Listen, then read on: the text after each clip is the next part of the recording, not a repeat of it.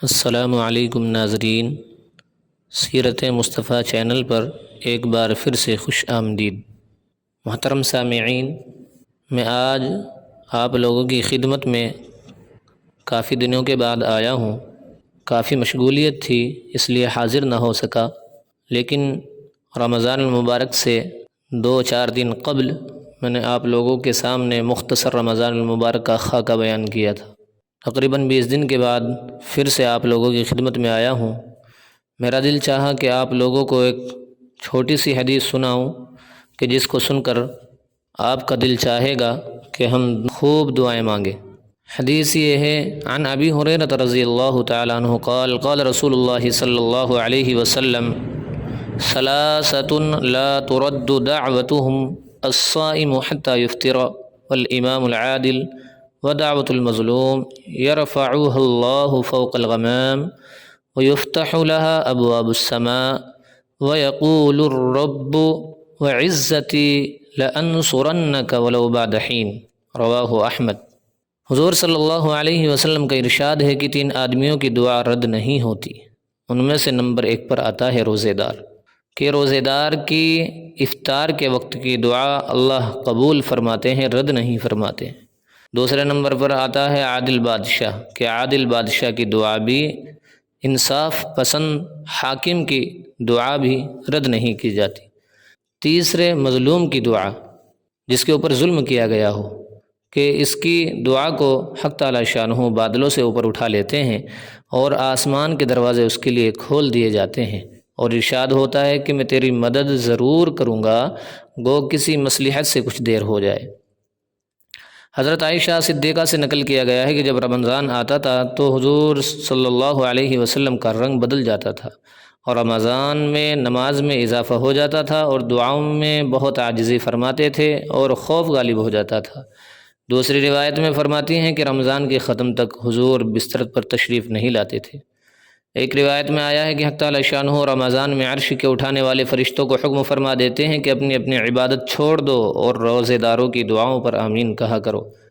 بہت سی روایات سے رمضان کی دعا کا خصوصیت قبول ہونا معلوم ہوتا ہے، اور یہ بے تردد بات ہے، بغیر شک کی بات ہے کہ جب اللہ کا وعدہ ہے اور سچے رسول کا نقل کیا ہوا ہے تو اس کے پورا ہونے میں کچھ تردد نہیں۔ لیکن اس کے بعد بھی بعض لوگ کسی غرض کے لیے دعا کرتے ہیں مگر وہ ناکام ہوتے ہیں، تو اس سے نہیں سمجھ لینا چاہیے کہ وہ دعا قبول نہیں ہوئی، بلکہ دعا کے قبول ہونے کے معنی سمجھ لینا چاہیے۔ نبی کریم صلی اللہ علیہ وسلم کا ارشاد ہے کہ جب مسلمان دعا کرتا ہے بشرطے کہ قطع رحمی یا کسی گناہ کی دعا نہ کرے، رشتہ داری وغیرہ توڑنے کی یا گناہ کی دعا نہ کرے، تو حق تعالی شانہ کے یہاں سے 3 چیزوں میں سے ایک چیز اس کو ضرور ملتی ہے۔ یا تو خود وہی چیز مل جاتی ہے جس کی اس نے دعا کی ہے، یا اس کے بدلے میں کوئی مصیبت ہٹا دی جاتی ہے، یا آخرت میں اسی قدر اس کا ثواب اس کے حصے میں لکھ دیا جاتا ہے۔ ایک حدیث میں آیا ہے کہ قیامت کے دن حق تعالی شانہ بندے کو بلا کر ارشاد فرمائیں گے کہ اے میرے بندے، میں نے تجھے دعا کرنے کا حکم دیا تھا اور اس کے قبول کرنے کا وعدہ کیا تھا، تو نے مجھ سے دعا مانگی تھی۔ وہ عرض کرے گا کہ مانگی تھی۔ اس پر ارشاد ہوگا کہ تو نے کوئی دعا ایسی نہیں کی کہ جس کو میں نے قبول نہ کیا ہو، تو نے فلاں دعا مانگی تھی کہ فلاں تکلیف ہٹا دی جائے، میں نے اس کو دنیا میں پورا کر دیا تھا،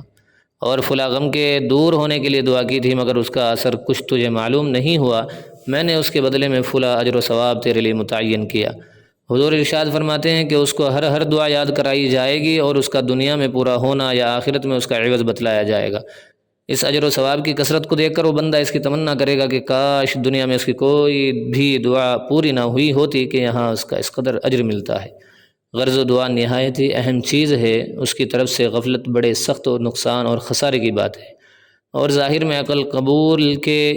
آثار نہ بھی دکھیں، اور ظاہر میں اگر قبول کے آثار نہ بھی دکھیں کہ ہماری دعائیں قبول ہو رہی یا نہیں ہو رہی ہیں، تو پھر بھی بد دل نہ ہونا چاہیے۔ حضرت عمر رضی اللہ تعالیٰ عنہ حضور اکرم صلی اللہ علیہ وسلم سے نقل کرتے ہیں کہ رمضان المبارک میں اللہ کو یاد کرنے والا بخشایا ہے، اور اللہ سے مانگنے والا نامراد نہیں رہتا، یعنی اس کو ضرور دیا جاتا ہے۔ حضرت ابن مسعود رضی اللہ تعالیٰ عنہ کی ایک روایت سے ترغیب میں نقل کیا ہے کہ رمضان کی ہر رات میں ایک منادی پکارتا ہے کہ اے خیر کی تلاش کرنے والے متوجہ ہو اور آگے بڑھ، اور اے برائی کے طلبگار بس کر اور آنکھیں کھول۔ اس کے بعد وہ فرشتہ کہتا ہے کہ کوئی مغفرت کا چاہنے والا ہے کہ اس کی مغفرت کی جائے، کوئی توبہ کا کرنے والا ہے کہ اس کی توبہ قبول کی جائے، کوئی مانگنے والا ہے کہ اس کا سوال پورا کیا جائے۔ اس سب کے بعد یہ امر بھی نہایت ضروری اور قابل لحاظ ہے کہ دعا کے قبول ہونے کے لیے کچھ شرائط بھی وارد ہوئی ہیں کہ ان کے فوت ہونے سے بسا اوقات دعا رد کر دی جاتی ہے۔ ان شرائط میں سے ایک شرط یہ ہے کہ حرام غذا سے بچے کہ اس کی وجہ سے بھی دعا رد ہو جاتی ہے، حرام غذاؤں کی وجہ سے دعا رد ہو جاتی ہے۔ من جملہ ان شرائط میں سے ایک شرط حرام غذا ہے کہ اس کی وجہ سے بھی دعا رد ہو جاتی ہے۔ نبی کریم صلی اللہ علیہ وسلم کا ارشاد ہے کہ بہت سے پریشان حال آسمان کی طرف ہاتھ کھینچ کر دعا مانگتے ہیں اور یا رب کرتے ہیں، مگر کھانا حرام، پینا حرام، لباس حرام، ایسی حالت میں کہاں دعا قبول ہو سکتی ہے؟ تاریخ لکھنے والوں نے، حضرات مورخین نے ایک واقعہ لکھا ہے کہ کوفہ میں مستجاب الدعوات لوگوں کی ایک جماعت تھی۔ مستجاب الدعوات کہتے ہیں ان لوگوں کو کہ جو دعائیں مانگیں اور ان کی دعا اللہ ضرور پورا کرے۔ جب بھی وہ اللہ کے سامنے ہاتھ پھیلاتے ہیں اللہ ان کے ہاتھوں کو خالی نہیں لوٹاتے، ایسے لوگوں کو مستجاب الدعوات کہتے ہیں۔ مستجاب الدعوات لوگوں کی ایک جماعت تھی، جب کوئی حاکم ان پر مسلط ہوتا اس کے لیے بد دعا کرتے وہ ہلاک ہو جاتا۔ حجاج ظالم کا نام تو ہم سب نے سنا ہی ہوگا کہ وہ کتنا بڑا ظالم تھا۔ جب وہاں اس کا تسلط ہوا تو اس نے ایک دعوت کی جس میں ان حضرات کو خاص طور سے شریک کیا، اور جب خانے سے فارغ ہو چکے تو اس نے کہا کہ میں ان لوگوں کی بد دعا سے محفوظ ہو گیا کہ حرام کی روزی ان کے پیٹ میں داخل ہو گئی۔ اس کے ساتھ ہمارے زمانے کی حلال روزی پر بھی ایک نظر ڈالی جائے کہ ہم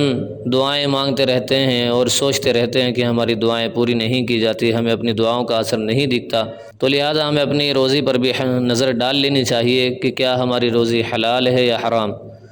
تو لہٰذا ہمیں سب سے پہلے کیا کرنا ہے، ہمیں اپنی روزی کو حلال اور پاک صاف بنانا ہے۔ اور اس کے بعد رمضان المبارک کا خاص مہینہ چل رہا ہے، افطار کے وقت جب بندہ ہاتھ اٹھاتا ہے اللہ کے سامنے اور خوب رو رو کر اللہ تعالیٰ سے مانگتا ہے تو اللہ کو بھی شرم آتی ہے اپنے بندے کے ہاتھوں کو خالی لوٹانے سے۔ تو اللہ پاک بھی شرماتے ہیں کہ میں اپنے بندے کے ہاتھوں کو خالی لوٹاؤں۔ لہٰذا میرے دوستوں، میری ماں اور بہنوں، ہم اپنے لیے، اپنے ملک کی سلامتی کے لیے اور ابھی جو حالات چل رہے ہیں ان کے لیے اور اسلام اور مسلمانوں کی مضبوطی کے لیے خوب دعائیں مانگیں۔ اللہ پاک ہم سب کو ان باتوں پر عمل کرنے کی توفیق عطا فرمائے، آمین۔